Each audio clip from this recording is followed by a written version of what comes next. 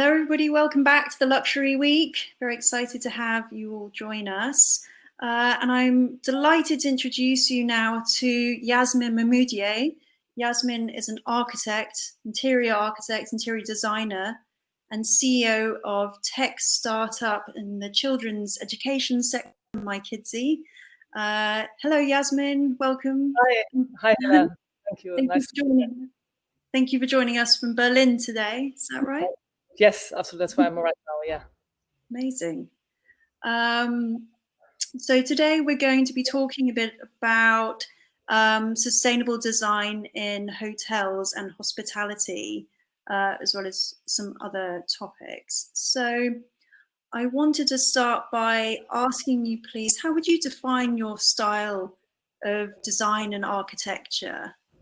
Well, I'm really interested in innovation, and in terms of innovation in design, materials, shape, technology. And I always like to create something new and different. Otherwise, you can just replicate what's been in the past, which I find very boring. So I would like always to come up with new ideas and solve a problem. For me, it's a bit problem solving. We do 60-70% hospitality projects across the globe, but I also worked on Airbus and on office building, mixed use, museum projects, very different ones. And I always look at the target client. I always look at what can you do to enhance the experience. And sustainability has been for me a subject not now but for 10-20 years. And I have also a passion for materials.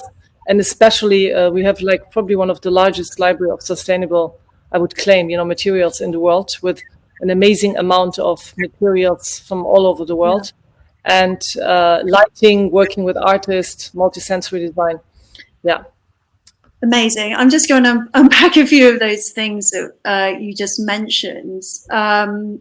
So talking about multisensory design, how can you use that to create a more memorable interaction with space, and how do you design for all of the senses?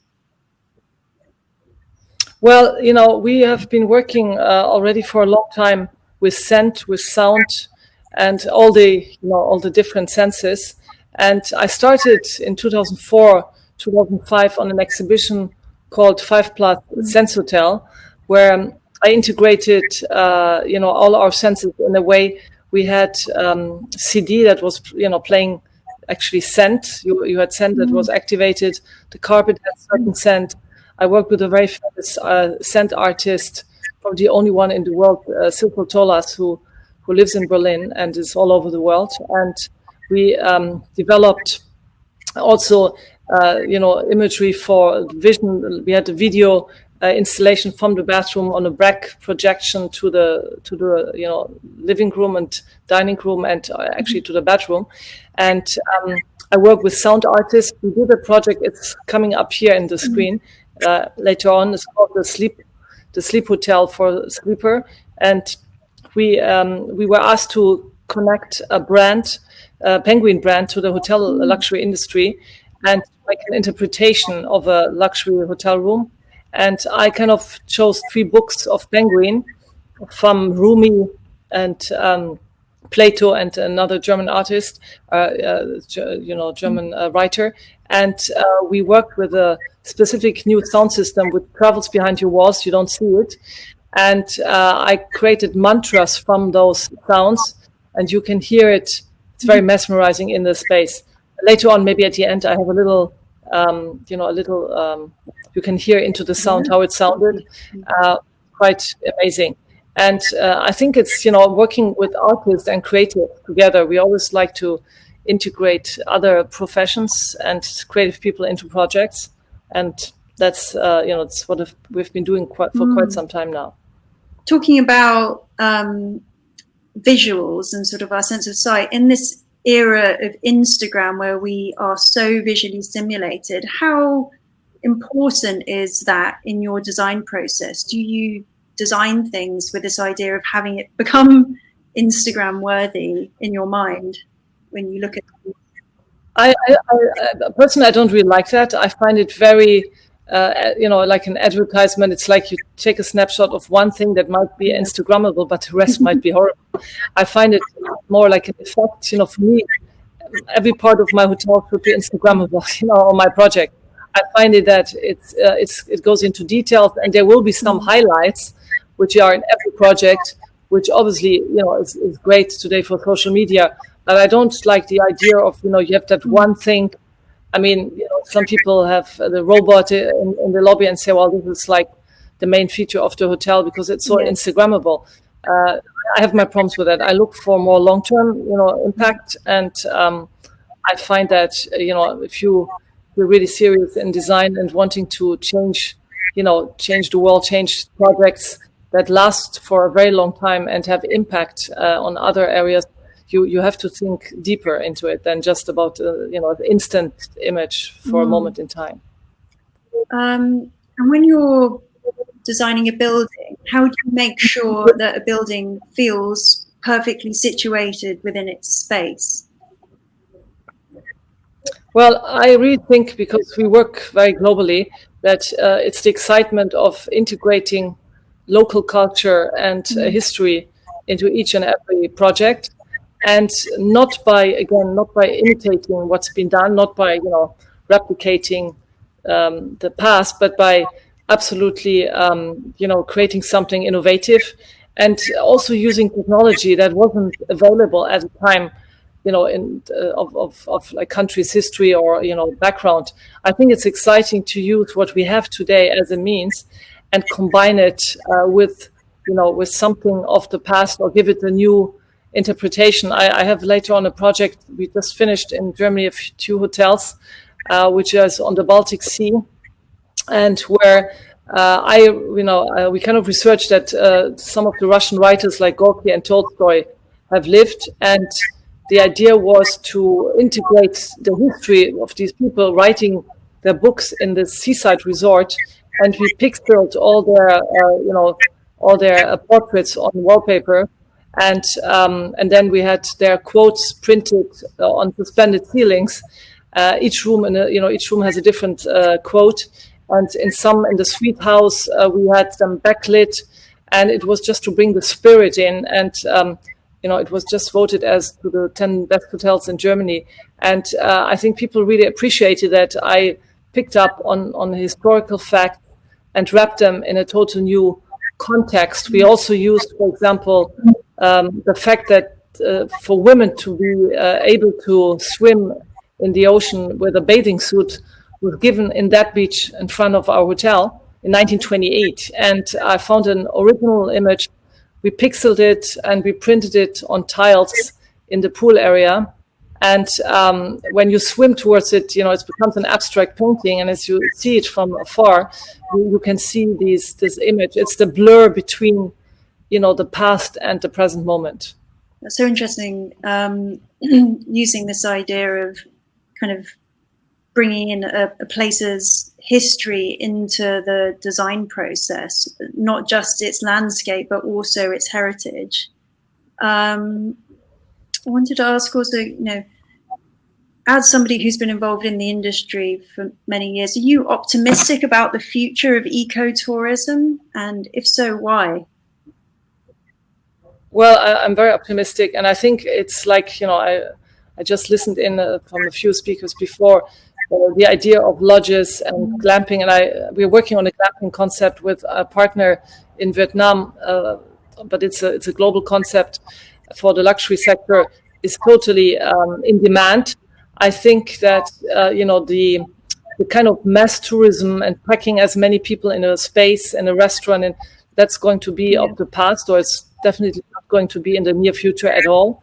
So it's it's also not taking over a country and disrespecting a culture, which I feel that mass tourism has created. So I think there's an opportunity for individual, kind of travel where you have the ability to respect nature, and where you also have less of a carbon footprint. And we can talk later. The images are also going to come up about the kind of concept that with the French partner that developed this in Asia, we are now trying to roll it out into luxury hotels, and it's quite interesting. And I think there is a big demand for that. So I wanted to talk a bit about this project, your Canopia project. Yes. Am I right in saying it's kind of a modular architecture? It's coming up. Yes. So this concept, we have been working on glamping ourselves, but this concept was developed by T3 Architecture, our partner in Vietnam, and it's because they live, in the environment which I gave a talk last year at the Vietnamese Hospitality Conference on sustainability in architecture and design in Vietnam, and that's how we connected and created this partnership. And the idea is to have these unique lodges that are that can be, it's like pre-manufactured, can be built. It's totally sustainable. You can see some of the images that are coming up now on ecotourism as a strong market, and having this experience in nature and understanding you really conserve the environment. And in the same time, they developed this concept, which is a quick installation. It can be dismountable and adapted to remote areas. And practically also there's a guarantee of 50 years for the timber structure warranty, and all materials they've been using are totally sustainable. What we are coming into the partnership is we're doing all the interiors, we're doing we are going to do the main structures for these cottages. So these cottages are really also done with engineers and from all over the world, experts, and you can see how consumption is totally divided by common senses. Here are some examples on how we're going to design public buildings. We're going to work in Saudi Arabia in Vision 2030, and there the whole demand of our clients is sustainability, education, wellness, spa, and 3 hotels, 3 houses. I mean, I show you later, because we have been working on our own hotel concept, or I have been working on a new brand that I want to create in, starting in Europe, to roll it out with partners. And I think that this concept, because it can be built very quickly, if you can see here from order to implementation, it's 6 months, and it can be added on to existing hotels when they want to have, another 10, 20, 30 lodges, or you can create new hotels, but it can be built much quicker, and it's much less carbon footprint than anything else, and very sustainable. And some of the materials you're using in this project are really, really interesting. Can you tell me a bit more about those and what you do about them? I mean, we have, like I said, we're working with all kinds of materials, from leftover materials. These are some projects with some furniture, and from resins, from reclaimed wood. But we're also working with the apple, from the skin of green apple, which is manufactured into a kind of leather, and cork, but in a new way, as you can see, and reclaimed wood, and also thanks to you, because I have the whole presentation on materials. Just to give you a few ideas here, composite material that is made of minerals, fibers, and binders, or woven textiles, which are really quite beautiful and innovative, and all very durable, and coming from mixtures of materials. We have these nylon wood panels. This is a transforming wood which turns through a process into blue from the wood color, and it's all a natural process through sunlight. These are, especially when you have wet areas, we're talking about spa areas, these are sustainable tiles that are, they have a coating so the wetness is absorbed. You have not the slippery tiles that very often is dangerous in hotels and in other, in areas. So that is very exciting. There are fabrics totally done of recycled plastic, and they look quite amazing. And there's a lot of innovation from many, many artists around the world, even, going to biodegradable dyes, which are, in a sustainable way done, with less water use and with less energy. And I think you can see from the looks of it that it doesn't have to be this kind of look of just rattan or normal bamboo to be sustainable, but there's an amazing array, and this is just like a very tiny part of our library of materials we are working with, like a vegetable leather you can see on this image, or veneer from banana fibers, and looking, I think quite exciting. For our Saudi Arabian projects, we are looking into using this organic brick that is formed from organic waste, and it's more sturdier than concrete, and it's 100% organic material, and also how you can create materials that are again biodegradable construction materials and stronger than the common ones, which will have less. You don't have to ship them because this one is done from sand. Being in the desert, it can be done, and it's just the technology of knowing how to do it. And I mean, here is just other samples, and I could go on and on.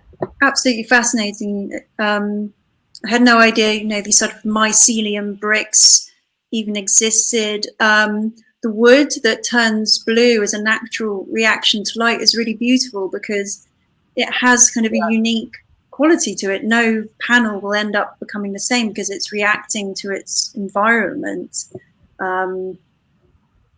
Exactly. So as well as the sustainable angle, you're getting a whole new kind of aesthetic level to it as well. And it feels like design is becoming quite organic and quite almost, going back to nature aesthetically as well as from a production point of view. Yes, absolutely. When it comes to actually constructing these projects, do you have any examples of how the building process itself is becoming more sustainable? Well, also in the Canopia project, we are looking at everything to be totally sustainable from every material we are using, and we are resourcing places where we can find it. So there's a whole team, and we are 100% committed with our partners. Everybody is in it for making sure that there's nothing used which is not sustainable. So it's a very high level of no compromise, in that sense. And then also of water conservation, energy conservation. And we're working also with, some of the leading global companies, engineering companies who have worked on zero carbon buildings, and to tap into their expertise. And I think the whole idea, what you were saying before about, having, structures that are separated, are more into nature. These examples here is the hotel, kind of concept where I've been working on to create like tree hotels and cottages which are connected to a hotel structure, where you have cottages that we are developing that will be sold and be back to the hotel. And this is the idea of creating a whole new hotel brand that is 100% sustainable outside city centers. And we're at the moment there's a lot of investors interested to partner up with us and create these places outside city centers, because I do see also that trend that building and construction, especially in the hospitality sector, is going to be a lot into, areas which are remote and different than in just going into vertical towers, which will also continue, but there will be more alternative, I think, structures. And like some speakers said before, resort wellness hotels are going to have a big increase in demand. That's incredibly fascinating. And what other trends do you see emerging in sustainable architecture design? Well, for example, here we were asked to design the facade of a building in Athens where it used to be a hotel in the 50s, and it's a current, not really exciting office building. And we have been using a material called IMAC, which is something that you see on the top here. It's from carbon fiber and also basalt, and it's like a screen, and it's taking the sunlight and it's using it, absorbing it, for two reasons. One, we're working with the Italian company who invented this, that there's light diodes in it so it can glimmer at night, which is quite exciting. We're using it all for the sunscreens inside. We're going to use 50% less air conditioning because of the screening of this temperature screening, because of the screens. And also in the entrance, and especially when you're like in Athens, in a city, with a lot of heat, this is quite exciting. So here you can see the screens in the windows that is kind of a sandwiched in glass. But again, it's basalt and carbon fiber, so it's not like a normal kind of fabric. It always has this amazing quality, and this practically our turning this, this building that you saw before into something much more beautiful as you walk by. And this is the material I'm talking about, which has these qualities, and you have different looks of it. So this is just one example of many how you can use this into architecture also. And again, here's some interior, looks of it in interior, and with lighting, it's a beautiful effect also in lighting. No, it's really beautiful, and it serves a purpose, which is the perfect marriage of form and function, really.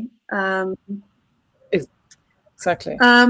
So I just wanted to ask, another one of your projects is the My Kidsy Playground concept, which relates to your tech startup. So can you tell us a bit more about that project? Yes, I will tell you. I'm going to try to see to get the connection to it.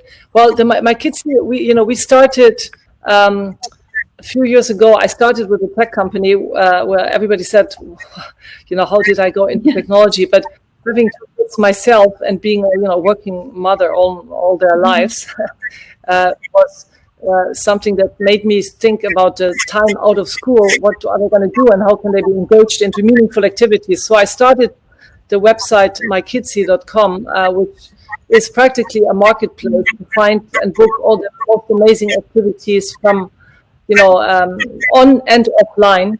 And for example, during the pandemic, we started adding a lot of online classes like architecture for children that are taught by an American living in Portugal, and it's online. Keep the kids in the crazy pandemic, meaningful, busy, and not just be on PlayStations and doing gaming. And here is an example of VR racing with a former gold medalist in sailing in the UK, and the coach of the UK, the British team. And so it's really about education and the future of education, where I think that our school system, all over the world, has been lacking behind the progress the world has seen in technology. And then in order to combine that, by all the categories, as you can see, we have online, I said I want to connect it to my hotel, and hospitality work. So we created My Kidsy Playground for hotels, and practically we have it for luxury and lifestyle hotels. This is for luxury, where it's total sustainable furniture from toddlers to teenagers. And the idea is we go into hotels and we're selling this as a concept, supplying them also how to teach children. And the teaching will be about teaching life skills like coding, entrepreneurship, mindfulness, financial literacy, and sustainability. So it's the content, the design, and manufacturing is all in one hand, and it can be rolled out, into luxury hotels. And you can see here some of the materials I talked before, the apple leather. We have this amazing ceramic slabs from Italy, which are cleaning the air, which are antibacterial, anti-odor. And the idea is to take this into the hotel room too. So we designed a furniture line that can be just easily added on to family rooms. All the materials, again, sustainable. You can see here, this is acoustic felt, flexible. Then you have recyclable resin in this combination. So we created a furniture line that would always go into the hotel brands. And this is a work in progress. It's a sandbox, where the idea that I had is if children play with this box, which can be a chair, a box, or a table, while they touch it, they activate scent. And the way I want it to be is that they activate scent of healthy food, like banana, apple, strawberries. And I'm working with the scent artist on it, and some other people. And my thesis is that children in a playful environment start playing with these sandboxes. They will make a health-rich, selection in food later on in life. That's my thesis, which I want to prove. And so again, it's the sensory experience. And when we created the My Kidsy experience, which launched this year at the Furniture Fair in Cologne, we also worked with a sound artist, Tom Middleton, where we had specific sounds for children to be very inspired for playfulness and also for sleeping well.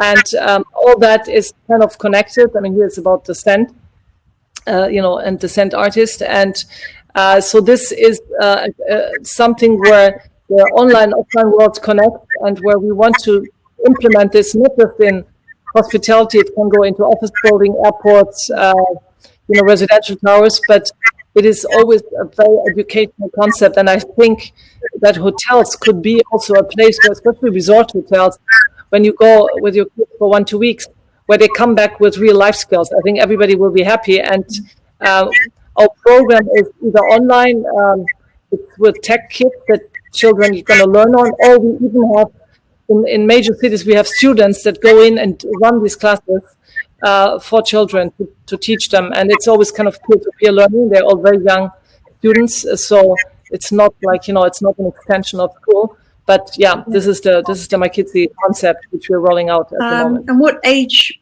bracket of children are you aiming at?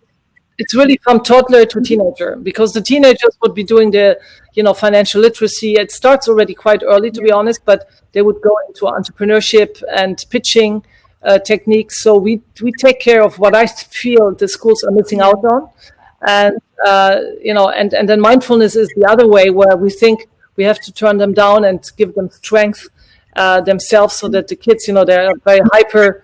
How can you get them into a state of, a much more calm state? So it's really tackling all areas of life. Have you thought about having your own school system?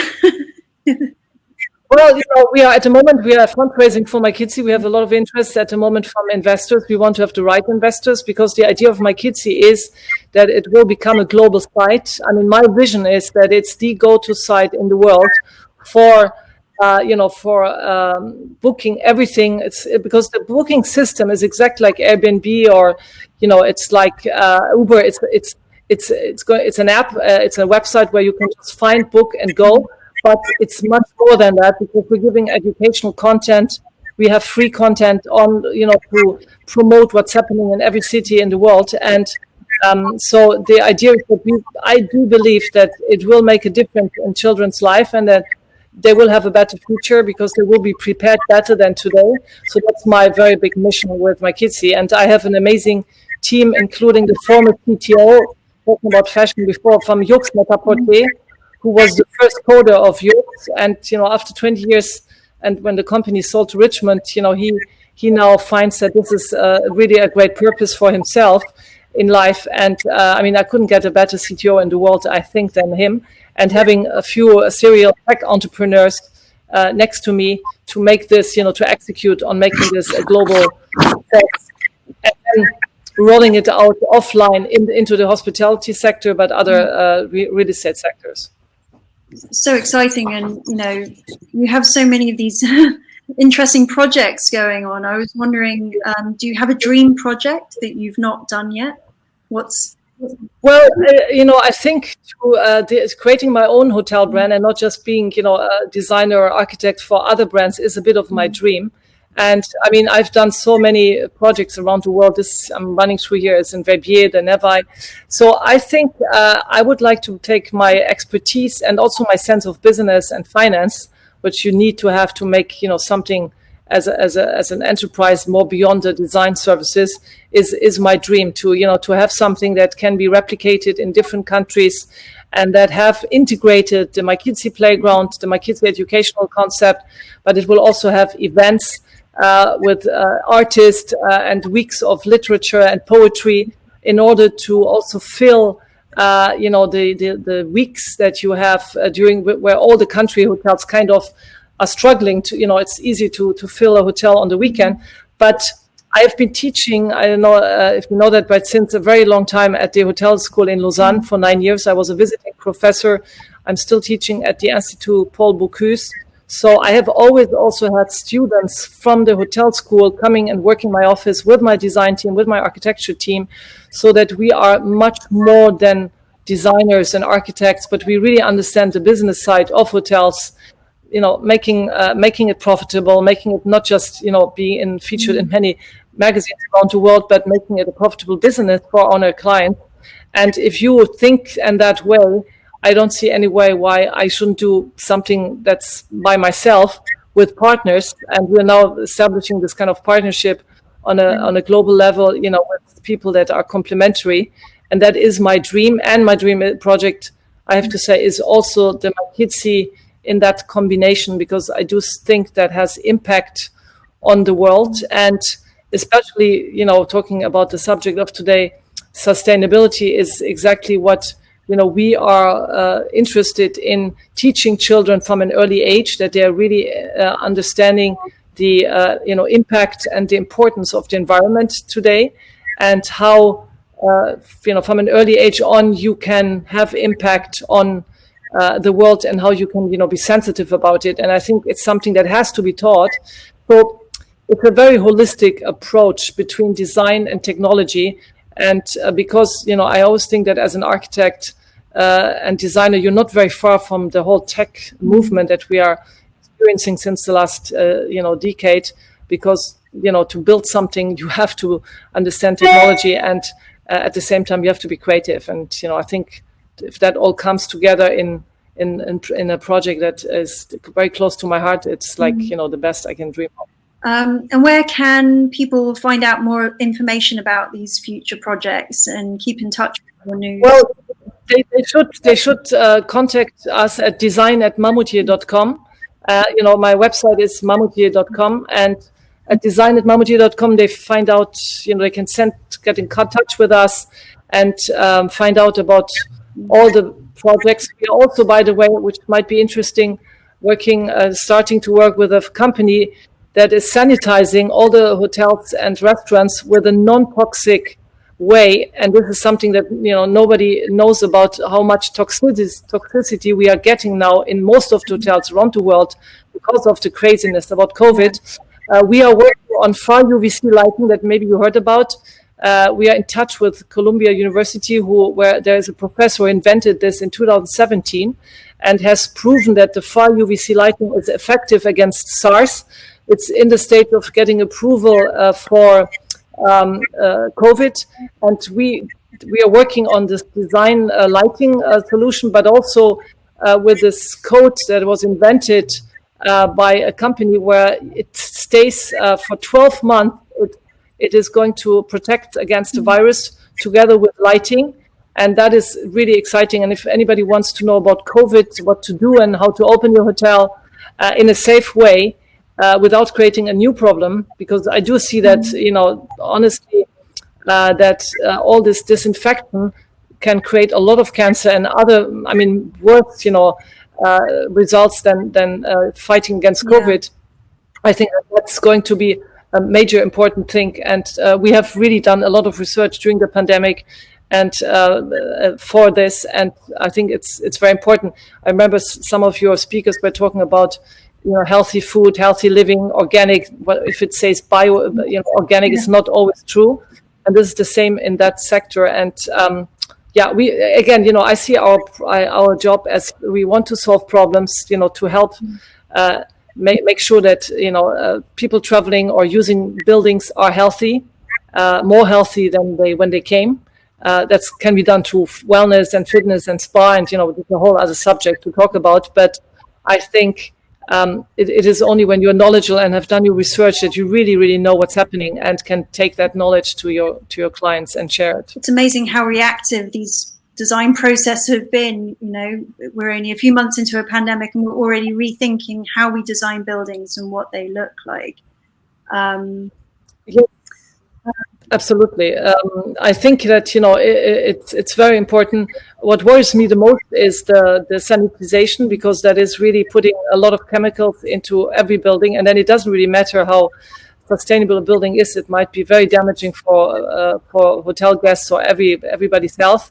So I think there needs to be a much more, education on it and awareness that there is certain things that you have to avoid, and how you can you can create something that is safe for its use. Thank you so much.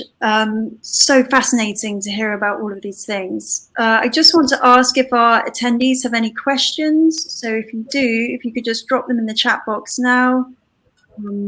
Yasmine is here for the next 5 or 10 minutes, so feel free to ask any questions. We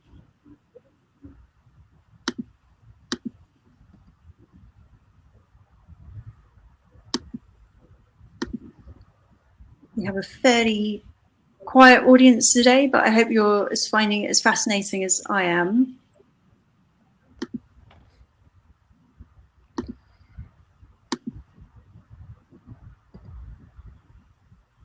No questions. Okay. That's fine. Yasmine, thank you so much for sharing your insights into these topics. It's been a real pleasure to hear you talk about the sustainability and hospitality design. I just have one more final question as we're talking about luxury today. What does luxury mean to you personally? Well, I think that luxury is, for me, that less is more. And it's about, it's also about really time, the luxury of time and the experiences.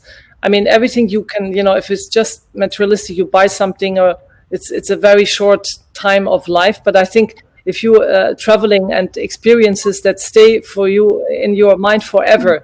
I mean, designing hotels around the world, it connects to my passion of traveling. And I think just to be able to see different cultures and to have experiences in certain places where you're respectful to the environment, where you're not imposing and taking over, and keeping the natural landscape and contributing with that. I think that is pure luxury. That is much more luxury than a kind of flashy item that you can buy for lots of money. But I think it's about the experience will stay for a lifetime. And we're making proposals for Saudi Arabia, and being in the desert and having experiences of nature, of UNESCO heritage sites, and being there somehow in implementing and doing meditation and having amazing experiences, or also through your traveling, meeting interesting people. And if you, in the architecture world, if you can create spaces where people can meet and interact in a way that they come back with new experiences, that's for me, that's luxury. And I think also the factor of how you spend your time, and what you achieve at the end of your life, or what you think you have done, and hopefully leave something that, the world better in little impact everybody has than as we found the world we came to. Absolutely. Thank you. We do have one question here. How about using materials that kill bacterial pathogens, some metals, for example? Yes, I mean, as I said to you, this is what I'm showing is only like a very, very tiny part of our sustainable library. We do have similar things like this. Like I said, we always get also being contacted by companies who developed exciting materials, because they know that we really use them and we like to push them. So we do have something like that already in our library. I can't show everything in this session, but absolutely interested. And like I said, we have been now working on killing the virus mainly with looking at far UVC lighting and these coating that can really help. But they are amazing materials, and I'm always interested. Anybody who has anything that is there that they discovered, it's very happy to contact at design@mahmoudieh.com and let us know, and we would love to integrate them. Amazing. Thank you so much. I won't take up any more of your time. I'm sure you're very... No, I'm going to be around. I find it really interesting, your at the conference. Thank you so much. Pleasure speaking to you. Thank you for your input, attendees. Hope you'll join me. Oh, sorry. I think we've got a few more questions coming through. Fine. I'm here. Stay with us.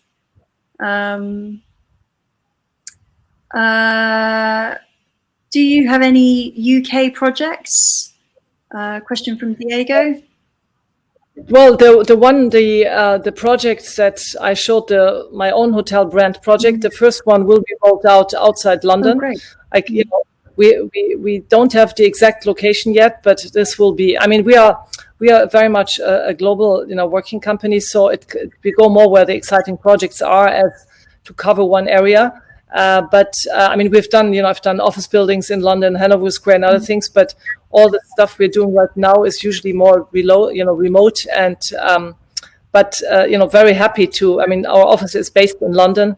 We have a subsidiary in Milan, and the partnership for all of Asia in Vietnam and Cambodia, and so we try to cover, quite different areas in the world. And another question, what have you seen on your past travels that inspires you?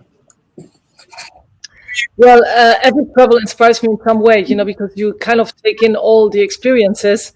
I mean, if I look what you're seeing here about movement, if I go, see desert areas and the dunes and, the movement of nature, that inspires me to create architecture that kind of, is picking up on the natural environment.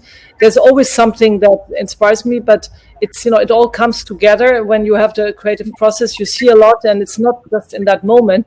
It might be at a much later project, that this inspiration comes to you. I mean, if I look here at the hotel that we did in the Baltic Sea, I always looked out when we had the construction site, and I saw the seagulls all the time. You have this image of the seagulls. And then in the bar, I wanted to have lighting that kind of replicates the idea of nature outside to take it in. So there's constant inspiration when you keep your eyes open. And I have like I still very old fashioned little notebook where ideas are all put in and pulled out, I would come at different parts, whatever we are working on, because we have very diverse projects. And I think it all comes together when you have awareness and, when you look around and you look into details and you see, but it can also be from a theater play or music, or you listen to some music. I mean, we do a lot with digital. We do like very much the digital world and, I mean, the digital architecture. And I don't know, I'm just here with a snapshot of something that we worked with back projection. And I mean, I just show you very quickly. This is what is inspiration coming from design.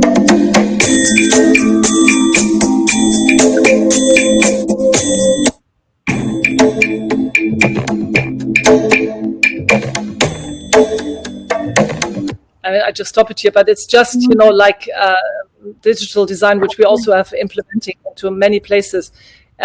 It can come from any aspect, and it has to fit. It has to fit the project, the target client, the location, so that it makes sense in its context.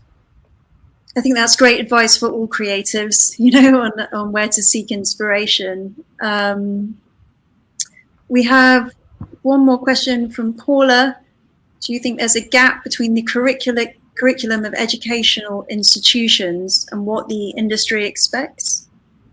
Absolutely. I absolutely, think like that. I do believe, I'm a big believer that as Ken Sir Robinson, I don't know who knows it, he used to be an advisor for education to the UK government and it's a big TED talker and says that, education almost destroys creativity. I think that, the whole idea of learning by heart, when we have today Google, when things are at your fingerprint, you don't, it's not about memorizing facts because you can just find them. I mean, where technology is better than us, we have just to admit that it is. But where our creativity is, this is what I don't see, robots taking over. So I think that coding is one of it's like a language. You have just to know. It's like you learn a foreign language, you have to know coding. And it's also about problem solving. And, I do believe financial literacy, entrepreneurship.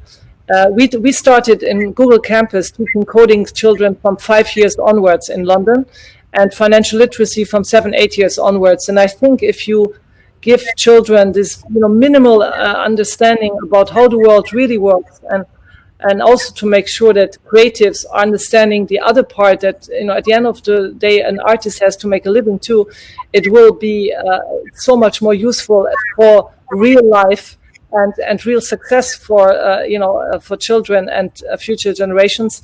And unfortunately, the institutions are very old-fashioned, and it's very hard to change things. And that's why my kids is there to change it outside the school system, because that's in our hand. It's more being pragmatic than waiting for a system to change.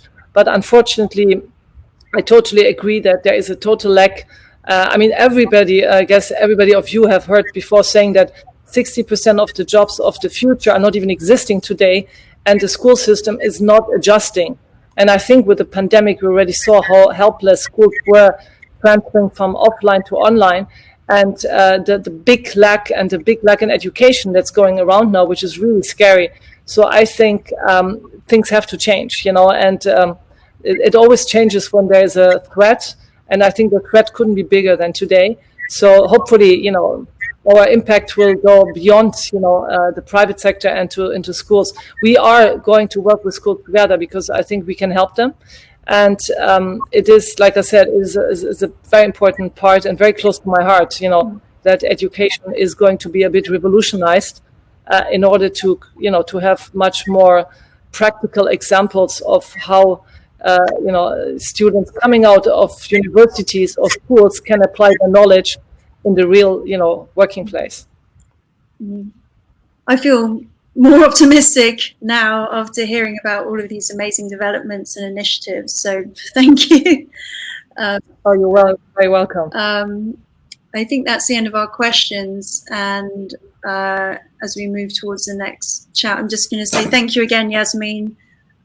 So fascinating to hear about all of these topics. And for the attendees, please do check out Yasmine's Design Studio's website, which is in the chat box. And thank you for your attendance. Yasmine, thank you so much. Please enjoy. Thank you very much. No, it was my pleasure. And any questions, please contact me. And I think you're doing a great job with this conference. It's really important to have the subject of sustainability in such a, and on such a main screen and importance as you're putting it. So thank you for doing this. There's so much content coming out of this, and I know that Marius and Diego, the founders, will be sharing this post-event, so please stay tuned. Thank you again, Yasmine, and enjoy your day. Thank you. All right, take care.